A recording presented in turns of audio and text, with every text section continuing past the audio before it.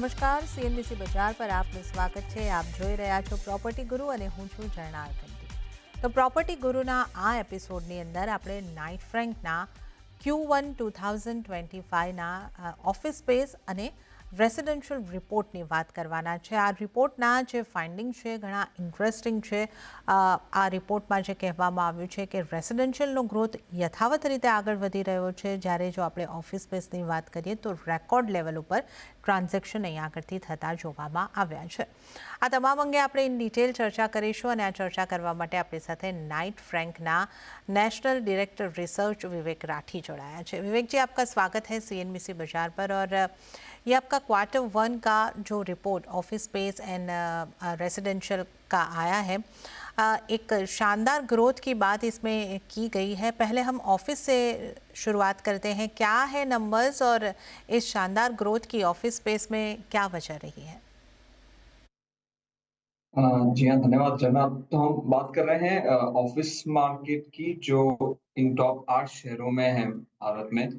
इन सारे 8 शहरों में मिलाकर के जो ऑफ़िस स्पेस के ट्रांज़ैक्शंस यानी जो डिमांड रही थी पहले तिमाही में Q1 2025 में, वो बहुत स्ट्रॉन्ग रही।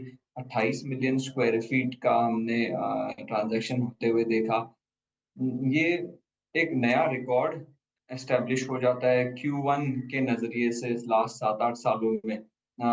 कई कारण थे, बट सबसे बड़ा फैक्टर ये था कि अगर हम ग्लोबल ग्रोथ की बात करें लास्ट 1 साल में, तो ग्लोबल ग्रोथ काफ़ी स्टेबल रही, रेज़िलिएंट रही इन कंपैरिज़न जो एक्सपेक्टेशंस थे आज से 1-2 साल पहले कि इकोनॉमिक श्रिंकेज आ सकती है ग्लोबल ग्रोथ में, पर्टिकुलरली यूएस में, वो कुछ हुआ नहीं। जिसके मद्देनज़र एक्टिविटी जो है इंडिया में, जीसीसी एक्टिविटी बहुत स्ट्रॉन्ग रही। बहुत सारे कॉर्पोरेट्स ने यूएस में से आकर के यहाँ पर ऑफ़िस स्पेस सेटअप की है। इसी के साथ में यूरोप में भी कई कुछ देशों ने यहाँ पर जीसीसी सेटअप की। तो इसके चलते एक्टिविटी बहुत स्ट्रॉन्ग रही ग्लोबल कैपेबिलिटी सेंटर सेगमेंट में। और इसी के साथ में अगर हम मार्केट्स की बात करें, तो बैंगलोर एक बहुत ही स्ट्रॉन्ग परफॉर्मेंस के साथ उभर कर आया है इस तिमाही में। 14 मिलियन स्क्वायर फीट की करीब डिमांड रही यहाँ पर, जो एक नए लेवल पर है बैंगलोर जैसे मार्केट में। दूसरे मार्केट्स भी अगर देखें, पुणे जैसे मार्केट्स, तो वहाँ पर भी स्ट्रॉन्ग डिमांड देखी गई इस पीरियड में। तो ओवरऑल माहौल बहुत स्ट्रॉन्ग रहा। जैसे मैंने बताया, मेनली ग्लोबल फैक्टर स्ट्रॉन्ग रहा और डोमेस्टिक इकोनॉमी है, उसकी भी रफ्तार अच्छी रही। हमने ज़रूर देखा था 2024 FY24 के कंपैरिज़न में FY25 में ग्रोथ रेट 9.2% से 6.5% आ गई। लेकिन इसके बावजूद भी इंडियन इकोनॉमी एक फास्टेस्ट रेट पर ग्रो कर रही थी ग्लोबली। डोमेस्टिक माहौल भी काफ़ी अच्छा था, तो उस वजह से एक्टिविटी अच्छी रही ऑफिस मार्केट। ઓકે, તો આપણે એક રેકોર્ડ સ્તરે ટ્રાન્ઝેક્શન ઓફિસ સ્પેસની અંદર જોતા આપણે થતા જોયા છે. અને મેઇન મુખ્ય કારણોની જો અહીં આગળથી વાત કરીએ તો ગ્લોબલમાં પણ આપણે જે રીતે જોયા છે કે એક સારી કોઈ મંદી અહીંયા આગળથી હજી સુધી તો બનતી નથી દેખાઈ Q1ની અંદર, અને ડોમેસ્ટિક ફેક્ટર પણ સપોર્ટ કરતા રહ્યા છે. તો આ તમામને જોતા એક સારો ગ્રોથ અહીંયા આગળથી ઓફિસ સ્પેસના ટ્રાન્ઝેક્શનમાં થયો છે. विवेक जी, ट्रांजैक्शन तो अच्छे हुए हैं, रिकॉर्ड लेवल पर हमने ऑफिस स्पेस में होते हुए देखे हैं. रेंट के लिहाज से अगर हम देखें तो ऑफिस स्पेस के रेंट में क्या बढ़ोतरी हुई है, कितनी हुई है, कौन से शहरों में ज़्यादा हुई है? मोस्ट मार्केट्स में रेंटल्स का माहौल स्ट्रॉन्ग रहा। ये ऐसा पीरियड रहा है जहाँ पर ट्रांजैक्शंस नए रिकॉर्ड लेवल्स पर हुए, लेकिन सप्लाई शॉर्ट रही, जिसकी वजह से ये रेंटल लेवल्स पर भी ऊपर का रुझान रहा। कई मार्केट्स में 6-7% से ज़्यादा की रेंट ग्रोथ देखी गई। जैसे कि अगर हम हैदराबाद की बात करें, चेन्नई की बात करें, इन मार्केट्स में अच्छी रेंट ग्रोथ देखी गई, बैंगलोर में भी रेंट ग्रोथ अच्छी देखी गई। तो ओवरऑल माहौल रेंटल्स को लेकर के बहुत स्ट्रॉन्ग रहा। लेकिन इसी के साथ में अगर देखें, कुछ प्राइम मार्केट्स है जो ऑक्यूपायर फेवर्ड मार्केट्स कहे जाते हैं, चाहे गुड़गाँव में कुछ मार्केट्स है, मुंबई में जैसे बीकेसी जैसे मार्केट्स हुए। यहाँ पर सप्लाई शॉर्ट होने की वजह से रेंटल्स में और ज़्यादा स्ट्रॉन्ग माहौल रहा। 12-13% से ज़्यादा की यहाँ पर रेंट ग्रोथ देखी गई साल दर साल के कंपैरिजन में। सो ओवरऑल ही एक पॉजिटिव माहौल रहा रेंटल्स को लेकर के इस पीरियड में। એ તો ઓફિસ સ્પેસમાં આપણે જે રીતે વાત કરી ટ્રાન્ઝેક્શન તો રેકોર્ડ લેવલ ઉપર રહ્યા છે અને સપ્લાય એના પ્રમાણમાં થોડી ઓછી રહી છે તો એને કારણે રેન્ટલમાં પણ આપણને મોટાભાગના સિટીઝની અંદર વધારો થતો જોવા મળી રહ્યો છે. તો આપણે અહીંયાથી ટોપ 8 શહેરોની જે વાત કરી રહ્યા છે નાઇટ ફ્રેન્કના ઓફિસ સ્પેસ અને રેસિડેન્શિયલ રિપોર્ટ અંગે ખાસ ચર્ચા કરી રહ્યા છે. તો ઓફિસ અંગે આપણે थोड़ी जानकारी मेळवी. अब अगर हम विवेक जी आगे बढ़े रेसिडेंशियल की तरफ, रेसिडेंशियल मार्केट के फिगर्स आपको इस रिपोर्ट में क्या मिले हैं, क्या आपके फाइंडिंग्स रहे हैं? अगर सबसे पहले हम सेल्स के लिहाज से बात करें तो मुंबई में तो हम मंथ ऑन मंथ भी आपके जो फिगर्स आप देते हैं वो भी हम देखते हैं अच्छी सेल्स होती हुई दिख रही है. अब पैन इंडिया लेवल पे किस तरीके की इन 8 शहरों की हम बात करें, किस तरीके का सेल्स रहा है? अ, हमारे असेसमेंट के हिसाब से एक बहुत ही स्टेबल माहौल रहा और अगर हम बैकग्राउंड देखिए लास्ट हम 4-5 सालों से मार्केट में बढ़ोतरी आ रही थी वॉल्यूम्स को लेकर के भी, प्राइसेस को लेकर के भी, तो हम 5वें साल में हैं इस अप साइकिल के जहाँ पर केवल एक तरफ़ा माहौल चला है हाउसिंग सेल्स को लेकर के लॉन्चेस और प्राइसेस को लेकर के भी। रफ्तार ज़रूर धीरे-धीरे कम हुई है, 2022 के मुकाबले 23 और 24 में भी रफ्तार कम हुई थी और इस साल रफ्तार में और कमी आई है, करीब 1-2% की ही ग्रोथ हमने देखी है। लेकिन ओवरऑल हम जिस हिसाब से देख रहे हैं मार्केट एक बहुत ही हाई लेवल पर आकर के एक स्टेबिलिटी दर्शा रहा है। करीब 88-90 हज़ार यूनिट्स की बिक्री हुई टॉप के 8 शहरों में। और इनमें से कुछ मार्केट जैसे बड़े मार्केट्स हैं मुंबई इन्होंने अपनी जो रफ्तार है वो बरकरार रखी। कुछ मार्केट जैसे मुंबई में ग्रोथ की दर भी जारी रही। इसी के साथ में कुछ मार्केट्स हैं जैसे एनसीआर और बेंगलुरु वहाँ पर कुछ गिरावट भी देखी हमने सेल्स की। तो इस तरीके का माहौल रहा लेकिन ओवरऑल एक एक हम कह रहे हैं स्टेबिलिटी का मार्केट है। कुछ सिटीज़ में और कुछ सेगमेंट्स में पर्टिकुलरली लोअर सेगमेंट्स में और अब मिड सेगमेंट में भी गिरावट ज़रूर देखी गई है। लेकिन जो प्रीमियम सेगमेंट है 1 करोड़ के ऊपर के जो मकान वहाँ पर बहुत ही स्ट्रॉन्ग माहौल रहा जिसके बदौलत ही मार्केट एक स्टेबिलिटी के माहौल को दर्ज कर पाया है। ઓકે, તો આપણે અહીં આગળથી સેલ્સના ફિગર્સની જે અહીં આગળથી વાત કરી છે કે સેલ્સનો ગ્રોથ આગળ તો વધ્યો છે પણ એની જે સ્પીડ છે એમાં થોડો ઘટાડો થતો આપણને દેખાયો છે પાછલા વર્ષોની આપણે સરખામણી કરીએ તો. પણ હજી પણ આપણે જે જોઈ શકીએ છીએ કે જે ટ્રેન્ડ છે ઘરના ગ્રાહકોમાં પોતાનું ઘર ખરીદવાની એ ઈચ્છા જે છે હજી પણ અહીં આગળથી પ્રબળ થતી દેખાઈ રહી છે અને સેલ્સનો ગ્રોથ તો આગળ વધી રહ્યો છે. अब अगर हम बात करें लॉन्चेस के लिहाज से, लॉन्चेस कैसे रहे हैं, कौन से सिटी में किस तरीके के लॉन्चेस और ओवरऑल जिस तरीके की डिमांड है उसके हिसाब से लॉन्चेस कैसे हैं? देखिए डेवलपर्स ने बहुत ही अच्छे तरीके से लास्ट 4 सालों में समझा ये जो रुझान है कंज्यूमर्स का होम ओनरशिप को लेकर के लाइफस्टाइल अपग्रेड करने की जो इच्छा को लेकर के। तो इसी के चलते सप्लाई की ट्रेंड है वो बहुत अच्छी रही है लास्ट 3 से 4 सालों में। साल दर साल बढ़ोतरी हुई है। इस साल भी करीब 3-4% की हमने बढ़ोतरी देखी है लॉन्चेस में। अ, इसी के साथ में ये ज़रूर है कि इन्वेंटरी लेवल्स बढ़े हैं इस मार्केट में अब लेकिन ये बढ़ते हुए इन्वेंटरी लेवल से अभी कोई खतरा हम नहीं देख रहे हैं। ये ज़रूर है कि जो समय लग रहा है सेल्स के लिए पर्टिकुलरली लोअर और मिड सेगमेंट में, वो ज़रूर थोड़ा बढ़ गया है। लेकिन प्रीमियम सेगमेंट में वहाँ पर भी बहुत सुधार हुआ है। तो ओवरऑल सप्लाई का माहौल पॉज़िटिव रहा। डेवलपर्स ने पूरी तैयारी की कि लैंड एक्विजिशंस करके प्रोजेक्ट प्लानिंग करके लॉन्चेस की पाइपलाइन तैयार रहे डिपेंडिंग ऑन जैसी डिमांड रही है डिफरेंट मार्केट्स में उस तरीके से उन्होंने लॉन्चेस इंट्रोड्यूस किए हैं इस तिमाही में भी।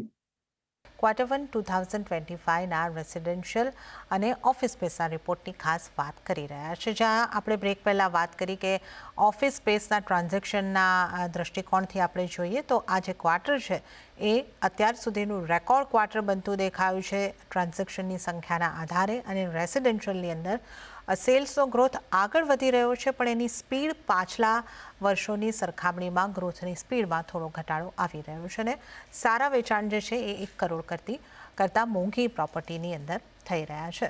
પણ હવે આપણે વાત કિંમતોની કરીશું। विवेक जी, कीमतों का क्या रुझान आपको देखने को मिला है? कौन से शहर में कितनी कीमतें बढ़ी है रेसिडेंशियल यूनिट्स की अगर हम बात करें तो? देखिए, जो भी हमने बैकग्राउंड की बात की, होम ओनरशिप सेंटिमेंट स्ट्रांग रहा है। इसी के साथ में रेडी इन्वेंट्री अभी भी कुछ साल दूर है आने के लिए मार्केट में एक बहुत बड़े तरीके से। तो इसी के चलते कस्टमर्स का रुझान जारी रहा, एक फील गुड फैक्टर रहा है प्रॉपर्टी प्राइसेस की बढ़ोतरी को लेकर के। तो इस पीरियड में भी क्वार्टर 1 में भी हमने देखा कि ये जो रफ्तार है वो जारी रही है। भाव में ओवरऑल ही सारे ही शहर में मोस्ट मार्केट्स में प्रॉपर्टी प्राइसेस बढ़े हैं। बैंगलोर, एनसीआर जैसे शहरों में तो बहुत ही स्ट्रॉन्ग तरीके से करीब 14-15% की ग्रोथ हमने देखी है प्रॉपर्टी की प्राइसेस में। लेकिन दूसरे भी मार्केट्स अछूते नहीं रहे, वहाँ पर भी इस 8-9% की ग्रोथ हमने देखी है इस पीरियड में। कई ऐसे मार्केट्स हैं जो नए प्रीमियम मार्केट्स जहाँ पे नए लेवल्स अचीव किए गए। जैसे कि हम मुंबई में देखते हैं, वर्ली जैसे मार्केट्स में 2 लाख रुपए स्क्वायर फीट वाली भी रेट्स अचीव हुई है। चुनिंदा मार्केट्स है, चाहे मुंबई में हो या ऐसे ही गुड़गांव या बैंगलोर में, लेकिन ओवरऑल भावों का ट्रेंड जारी रहा। तो एक तरफ हमने देखा कि सेल्स की रफ्तार में कमी आई है, कुछ मार्केट्स में भाव कम हुए, रेट्स सेल्स कम हुई है, लेकिन भावों में बढ़ोतरी का सिलसिला है वो जारी रहा इस क्वार्टर में। ઓકે, તો સેલ્સના ગ્રોથની સ્પીડ ભલે ઘટી હોય, પરંતુ કિંમતો વધવાની સ્પીડ ઘટી નથી, અને કિંમતો અહીંયા આગળથી વધતી આપણને દેખાઈ રહી છે, જે રેસિडेंशियल यूनिट्सની આપણે અહીંયા આગળથી ખાસ વાત કરી રહ્યા છે। अब विवेक जी, अगर हम बात कर ले टिकट साइज़ के लिहाज से, तो किस तरीके की टिकट साइज़ की बिक्री ज़्यादा हुई है, कहाँ पे लोगों की पसंद ज़्यादा हुई है? एक आपने थोड़ा आइडिया दिया कि 1 करोड़ से महंगे वाले जो घर है वहाँ पे ज़्यादा बिक्री हुई है, तो थोड़ी इन डिटेल आप जानकारी दे सकते हैं? तो जैसे मैंने कहा कि ब्रॉडली अगर देखें तो 3 सेगमेंट्स हैं। 50 लाख से कम के जो सेगमेंट है, 50 लाख से 1 करोड़ और 1 करोड़ के ऊपर। तो ओवरऑल ट्रेंड ये रहा कि हायर सेगमेंट्स में लास्ट ये 3-4 सालों का ट्रेंड है, जो इस क्वार्टर में भी जब हमने असेसमेंट किया तो कंटिन्यू दिखा। हायर सेगमेंट में 1 करोड़ के ऊपर वाले सेगमेंट की हिस्सेदारी और बढ़ी है इस साल। अब करीब-करीब 40-45% हो गया है ये मार्केट का, जो आज से 4-5 साल पहले तक केवल 15-17% था।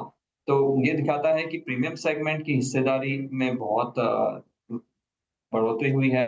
अगर हम 1 करोड़ के ऊपर के मकानों की भी बात करें, तो यहाँ पर भी 1 से 2 करोड़ के सेगमेंट में स्टेबिलिटी रही, लेकिन 2 से 3 करोड़ के सेगमेंट में ज़्यादा ग्रोथ देखी गई।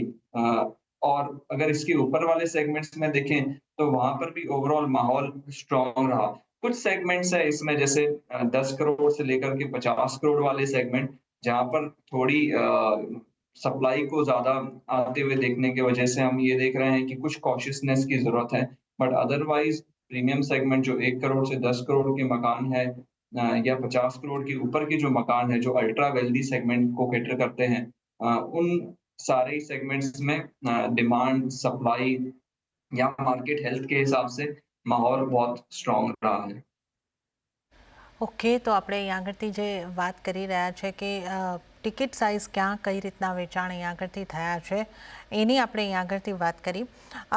और एक क्वेश्चन इसी के अंदर मैं आपसे पूछना चाहूँगी कि ये जो आपने बताया कि 1 करोड़ के ऊपर के घर की बिक्री, अब मुंबई में यहाँ पे 1 BHK ही इसमें आता हुआ हमें दिखेगा, पर बाकी शहरों में शायद अहमदाबाद जैसे शहर में थोड़ा बड़े घर यहाँ पे आ सकते हैं, 3 BHK तक के भी आ सकते हैं। तो अगर हम BHK वाइज बात करें तो अभी भी वो जो 2-3 BHK की सबसे ज़्यादा बिक्री हो रही है, या किस तरीके का ट्रेंड आपको पाया गया है? देखिए, अभी भी जो ट्रेंड है वो बड़े घरों के लिए ही है। बड़े का मतलब यही है कि जो उसमें जो कंडीशन आती है, वो एक पर्टिकुलर बायर के अफोर्डेबिलिटी की या बजट की कंस्ट्रेंट आती है। लेकिन जहाँ तक अलाउ कर रहा है बजट कस्टमर्स को, वो पहले के कंपैरिज़न में आज भी बड़े घर प्रेफ़र कर रहे हैं। चाहे वो स्पेस के हिसाब से हो या कॉन्फ़िगरेशंस को लेकर के हो, जिसका मतलब है 2 की जगह 3 बीएचके और 3 की जगह 4 बीएचके। ये वाला ट्रेंड है, ये जारी रहा है इस पीरियड में भी।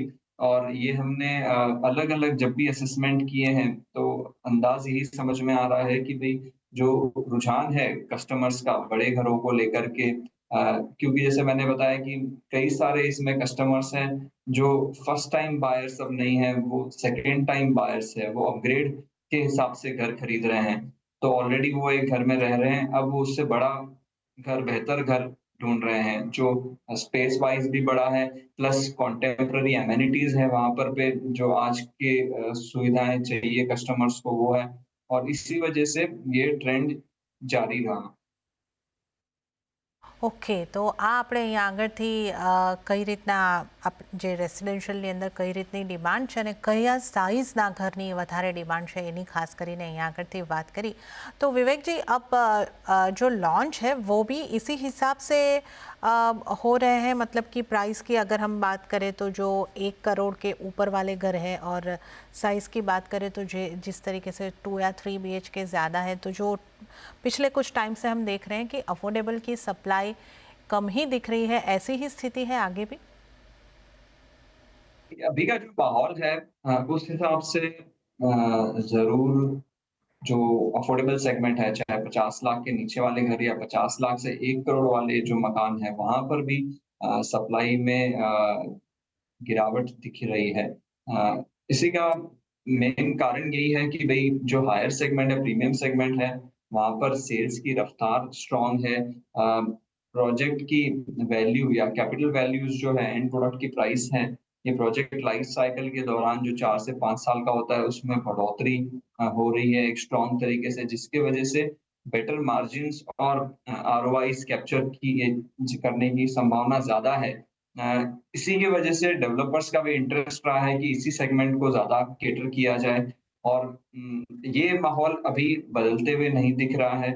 समय लगेगा जैसे ये सेगमेंट स्लो होता है या लोअर सेगमेंट्स में कोई और ज़्यादा पॉलिसी इंटरवेंशंस होते हैं, जिसकी वजह से चाहे वो ब्याज दरों में गिरावट हो या कोई और फिस्कल सपोर्ट आने लगे, तब इस ट्रेंड में थोड़ा बदलाव आएगा। लेकिन अभी इमीडिएट टर्म में अगले 6 से 12 महीने में हम इसे बदलता हुआ नहीं देख रहे हैं। प्रीमियम सेगमेंट में सप्लाई जारी रहेगी और लोअर सेगमेंट्स में सप्लाई का माहौल है वो कंटिन्यू तरीके से कम होता हुआ दिख रहा है। ઓકે, તો સપ્લાય વધારે પ્રીમિયમ સેગમેન્ટમાં જ જારી રહેતી, યથાવત રહેતી દેખાઈ શકે છે, અને અફોર્ડેબલ સેગમેન્ટમાં કે જે પ્રીમિયમની નીચેના સેગમેન્ટ છે ત્યાં थोड़ी सप्लाई માટે चिंता बनती दिखाई रही है. पर अब विवेक जी, ये आपके रिपोर्ट के बारे में तो हमने इन डिटेल अच्छी बात की, पर अब फ़िलहाल जो पूरे ना सिर्फ हमारे देश में ग्लोबली जो चिंता बनती हुई दिखाई दे रही है, टैरिफ वॉर हम कह सकते हैं कि शुरू ही हो चुका है. मार्केट्स में बहुत सारी वॉलेटिलिटी है, तो जो अपना प्रॉपर्टी मार्केट है, रेजिडेंशियल मार्केट है, इस पे इस ट्रेड वॉर की या ग्लोबल अनसर्टिनिटी का कितना इम्पैक्ट हो सकता है? देखिए, जो ये ट्रेड टैरिफ वाला मामला है, वो बहुत ही वॉलेटाइल है और अनसर्टेन है क्योंकि इसमें रोज़ बदलाव आ रहे हैं, सप्ताह दर सप्ताह भी नहीं हर रोज़ बदलाव आ रहे हैं। इसलिए आज जो स्टेटस है, मतलब कौन से गुड्स पे, कौन से गुड्स सेगमेंट में, इंडस्ट्रीज़ पे टैरिफ लगा है और आज से 3-4 दिन, 5 दिन बाद भी क्या होगा उसका अंदाज़ लगाना बहुत मुश्किल है। लेकिन अगर हम आज के जो स्टेटस है, उसको देखें तो ये सर्विसेज सेक्टर के हम ऊपर कोई डायरेक्ट इंसिडेंस है नहीं, इनडायरेक्टली ज़रूर इम्पैक्ट आएगा।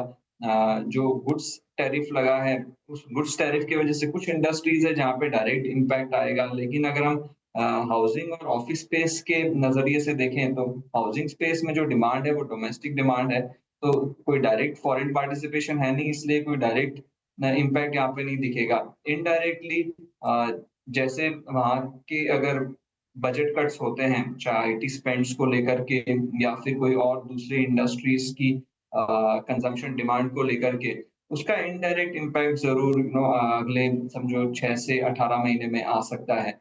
ऑफ़िस स्पेस में अगर हम बात करें तो जो जीसीसी एक्टिविटी है वो उसमें से 60 प 65% करीब यूएस से होती है और यूएस में ये जो टैरिफ चेंजेस हुए हैं, उस वजह से कुछ तरीके से एक एक कॉशियस स्टैंस हो सकता है, लेकिन ये केवल एक लिमिटेड तरीके से हो सकता है। लॉन्ग टर्म जो एजेंडा है इंडिया में आउटसोर्सिंग करके काम करने का, उसका जो आर्बिट्राज है, both in terms of talent cost और रियल एस्टेट कॉस्ट, ये बहुत ही बड़ा है, जिसकी वजह से जो इंडिया का माहौल है आउटसोर्सिंग को लेकर के थर्ड पार्टी आईटी सर्विसेज हो या जीसीसीज़ हो, वो जारी रहेगा।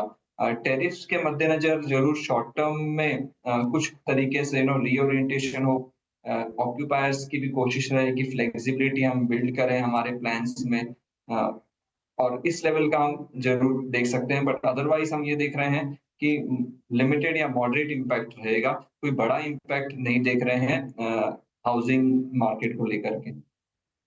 ઓકે, તો જે આ ટેરિફ વોર કે જે ગ્લોબલ અનિશ્ચિતતાઓ બની રહી છે રિયલ એસ્ટેટ ઉપર, રેસિડેન્શિયલ માર્કેટની પણ આપણે વાત કરી, ઓફિસ સ્પેસની પણ વાત કરી, તો સીધી અને મોટી ઇમ્પેક્ટ નથી, લિમિટેડ ઇમ્પેક્ટ કે પછી મોડરેટ ઇમ્પેક્ટ અહીંયા આગળથી આવતી દેખાઈ શકે છે. અને દરરોજ જે પ્રમાણેના ન્યૂઝ આવતા જાય છે એના ઉપર આપણે ખાસ નજર રાખવાની રહેશે.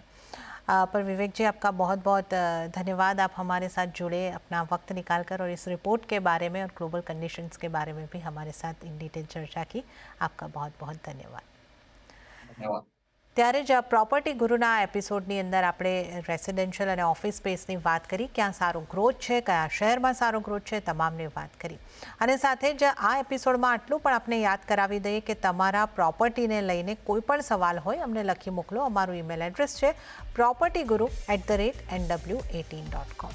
તો આ સાથે જ પ્રોપર્ટી ગુરુના એપિસોડમાં હાલ પૂરતું આટલું જ. હાલ મને પણ આપશો રજા, પણ વધુ અપડેટ અને સમાચારો માટે આપ જોતા રહો CNBC બજાર. નમસ્કાર.